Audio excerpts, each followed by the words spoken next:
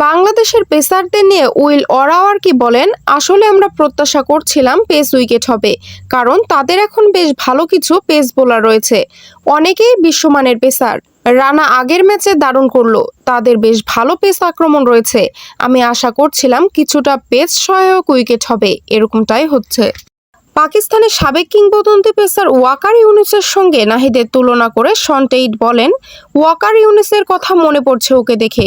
একজন fast bowler শুরুতে wicket তুলে নিচ্ছে, এরপর টেল এন্ডারকেও ভোগাচ্ছে এমন ইয়র্কারে, দেখে খুব ভালো লাগলো। নাহিদ রানার প্রশংসা করে শন টেইট বলেন, সে দারুণ একজন ফাস্ট বোলার, বিশেষ করে এই কন্ডিশনে যেখানে অনেক গরম। আমি ওর চেয়ে বেশি ইনজুরি প্রবণ ছিলাম। গত ম্যাচে ওর ইয়র্কার আমি সবচেয়ে উপভোগ করেছি। নিজের সঙ্গে নাহিদকে মিলিয়ে শন টেইট বলেন, হ্যাঁ অনেক মিল আছে, কিছু তফাতও আছে, তবে সে অনেক ফিট।